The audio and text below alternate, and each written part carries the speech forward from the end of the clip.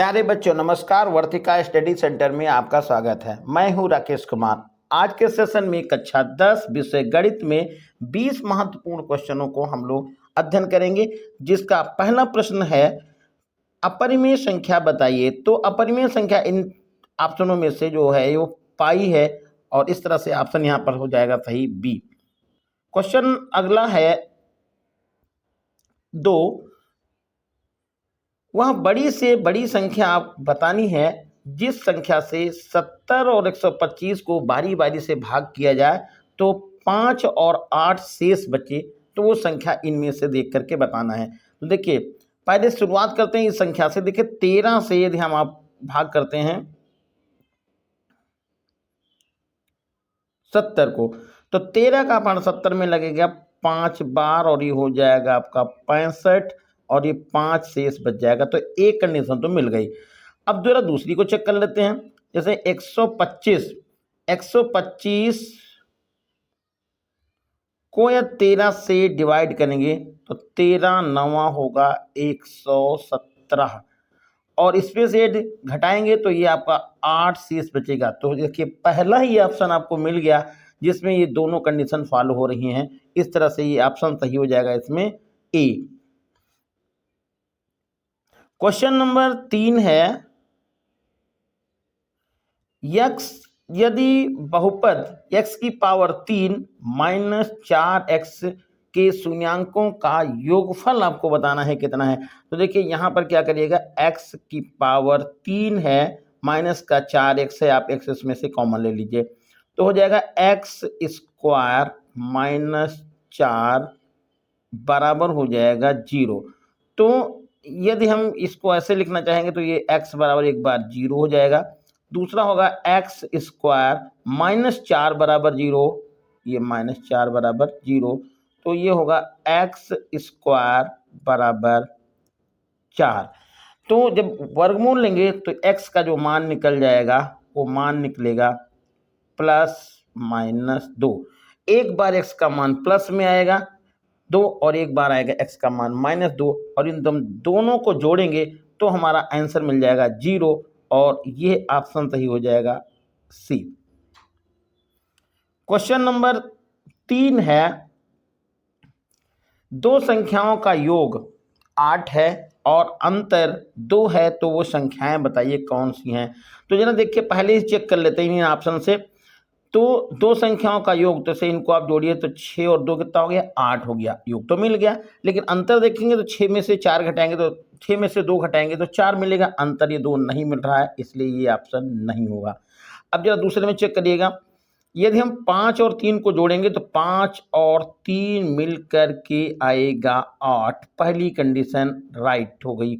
अब दूसरे में देखिए इनका अंतर देखेंगे तो इनका अंतर करेंगे 5 में से आप 3 घटाइएगा और आंसर मिल जाएगा इतना 2। अंतर भी मिल गया। इस तरह से ये ऑप्शन जो होगा वो सही हो जाएगा बी 5,3। क्वेश्चन नंबर 5 है एक भिन्न कोई है, उसको 2/3 बनाने के लिए भिन्न 2/7 के अंश व हर में से कितना जोड़ना पड़ेगा। तो देखिए यहाँ पर एक भिन्न आपको ये 2/7 दी है और आपसे कहा जा रहा है कि इस भिन्न में आप कितना अंश और हर में जोड़ दीजिए कि ये भिन्न 2/3 में कन्वर्ट हो जाए। तो जरा देखिएगा, इसको पहले ऑप्शन को ट्राई करिएगा। हमने यहाँ पर लिखा है 2/7 और इसमें हम 8 जोड़ते हैं, ऊपर 8 हो गया और नीचे भी हमने 8 जोड़ दिया है। अब ऊपर 2 और 8 मिलके कितना हो जाएगा, 10 हो जाएगा और 8 7 हो जाएगा 15। 5 से डिवाइड भी हो रहा है, 5 दूनी 10, 5 3 15 और ये भिन्न मिल गई। हल करने पे कितना 2/3 और ऑप्शन मिल गया आपका सही। इसलिए ये होगा पहला ऑप्शन सही हो जाएगा कि इस 2/7 में 8 यदि अंश और हर में जोड़ देते हैं तो जो संख्या मिलेगी वो 2/3 के इक्वल हो जाएगी और ऑप्शन सही हो जाएगा फर्स्ट। अगला जो क्वेश्चन 6 है समीकरण 4x² माइनस 12x प्लस 9 के मूल कौन कौन से हैं वो आपको बताने हैं। मूल होंगे कैसे होंगे, ये 4 कंडीशन दे रखी हैं। तो जैसा कि आपको पता है ये होता है ए, ये हो जाएगा बी और ये हो जाएगा सी। ए का मान होगा आपका 4, बी का मान हो जाएगा -12 और सी का मान हो जाएगा 9। अब जैसा कि फार्मूला आपको पता है बी स्क्वायर -4ac, इसमें हम मान डालेंगे तो b की जगह पे हो जाएगा -12 का होला स्क्वायर -4, a की जगह पर लिखेंगे 4 और 9 c की जगह पर हो जाएगा 9। यानी यहाँ पर चेक करिएगा तो -12 का स्क्वायर हो जाएगा प्लस का 144, तो ये होगा 144 और 4 और 4 का गुणा करेंगे तो 16 आएगा, 9 से गुणा करेंगे ये भी 144 हो जाएगा, तो ये 144 हो गया। ये कट के कितना हो गया 0। यदि ये कंडीशन आ गई बी स्क्वायर -4ac बराबर 0, तो उस के मूल होते हैं वास्तविक और बराबर। ऑप्शन सही होगा ये सी। क्वेश्चन नंबर 7 है x स्क्वायर प्लस 4x बराबर 0 के मूल कौन कौन से होंगे। तो देखिए यहाँ पर इन ऑप्शन से ही चेक कर लीजिएगा।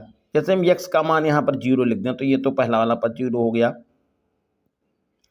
और दूसरा वाला पद यहाँ पर x की जगह पर 0 लिखा, यहाँ पर भी 0 लिख दिया, तो ये आ गया आपका 0 तो 0, एक तो मान 0, 0 निकल गया है। तो यहाँ पर देखिए x का मान कितना लिखा 0, तो हमने यहाँ पर लिख दिया है 0 का स्क्वायर। ये 0 का स्क्वायर हो गया 0 प्लस 4 और फिर x का मान लिखा कितना 0, ये मिलके कितना हो गया ये 0 हो गया, यानी इधर भी 0 इधर भी 0 बैलेंस हो गया।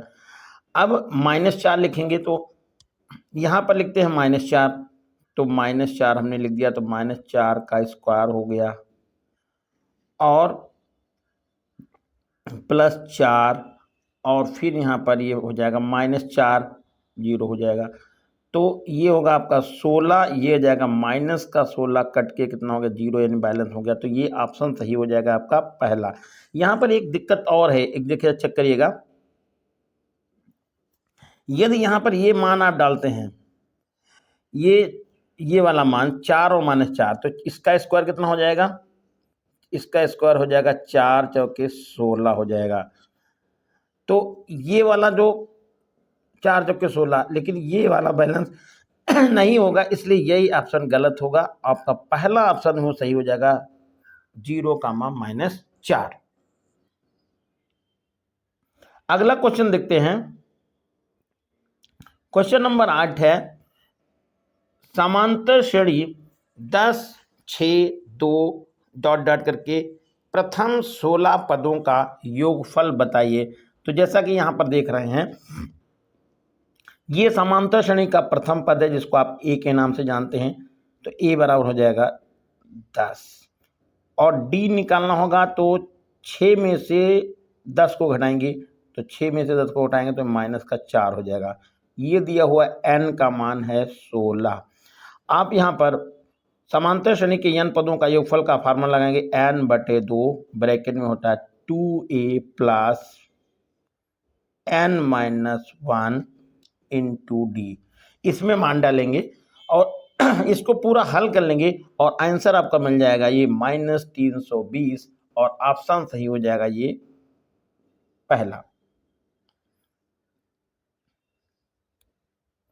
क्वेश्चन नंबर 9 है कोई समद्विबाहु त्रिभुज की तीनों भुजाओं के मध्य बिंदु को मिलाने से बना त्रिभुज होता है, समद्विबाहु त्रिभुज होता है, और ऑप्शन सही होगा डी।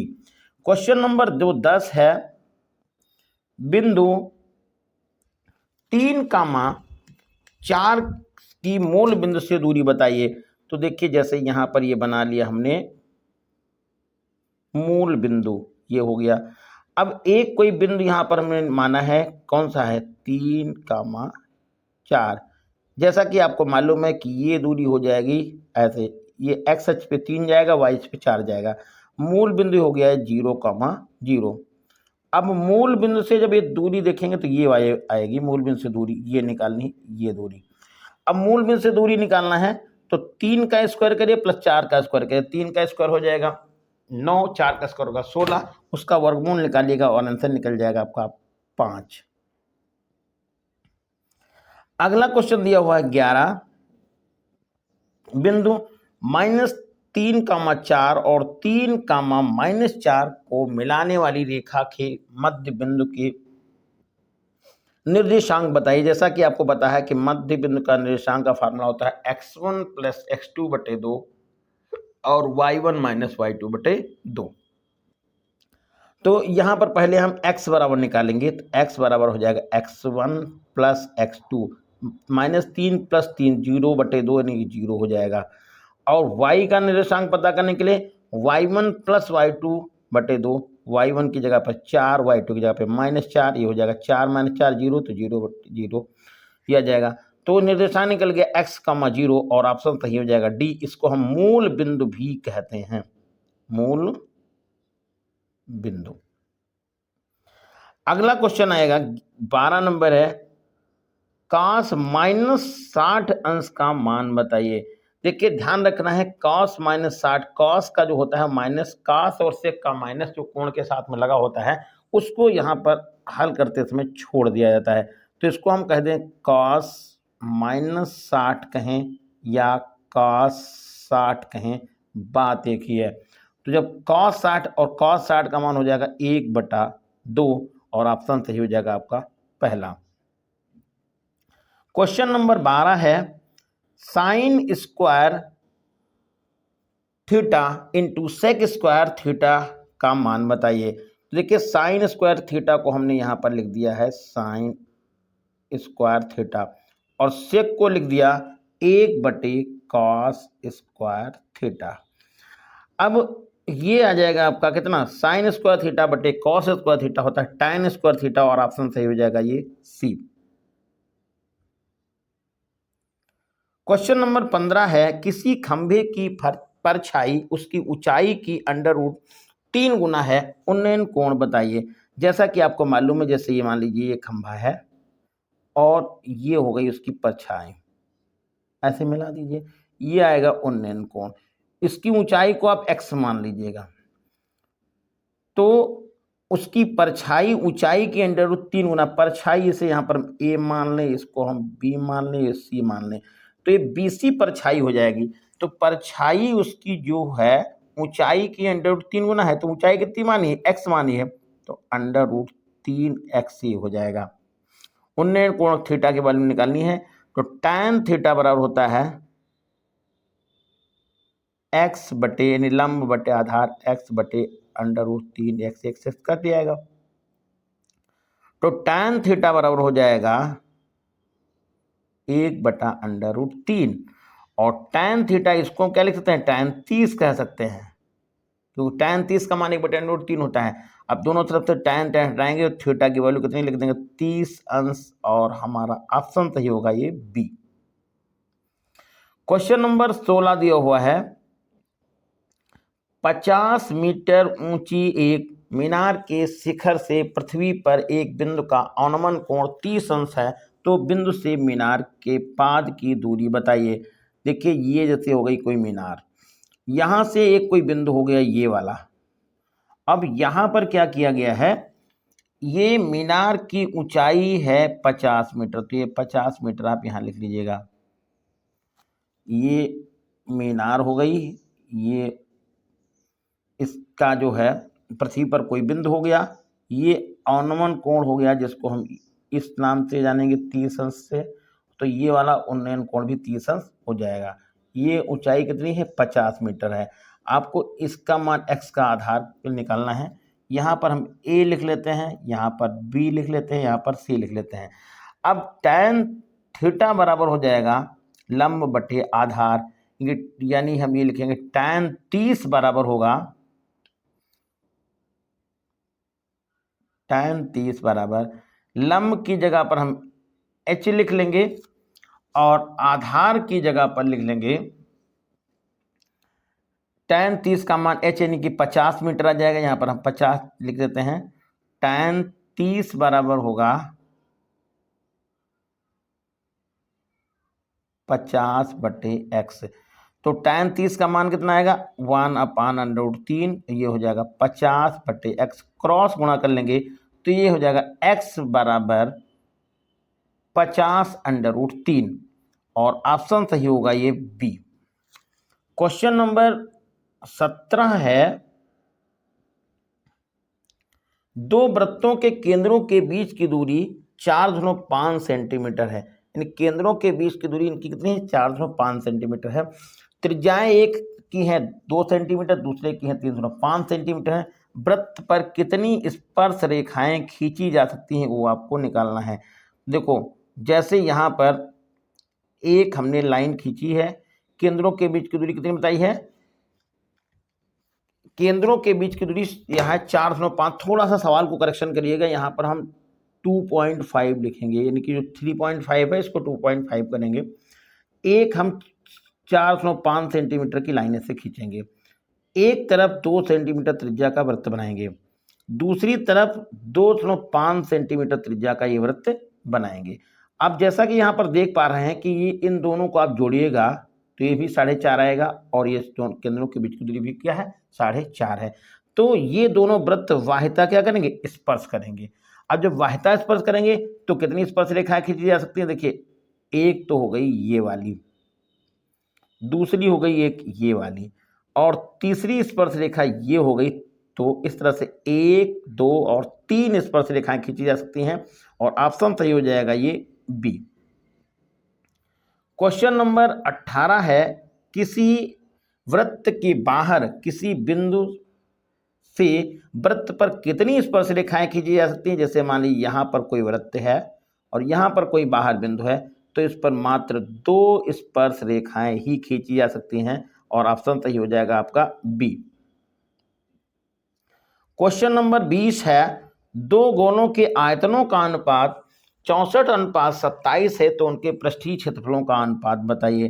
देखिए आयतनों का अनुपात दिया हुआ है तो ये दिया है 64 और 27। यदि हम इसका घनमूल दोनों का निकाल लें तो हमको त्रिज्याओं में अनुपात पता चल जाएगा। तो इस तरह से यदि हम देखें तो त्रिज्याओं में जो इनका अनुपात हो जाएगा वो हो जाएगा, घनमूल निकालेंगे 64 का तो 4 हो जाएगा, इसका हो जाएगा 3, 4:3 हो जाएगा।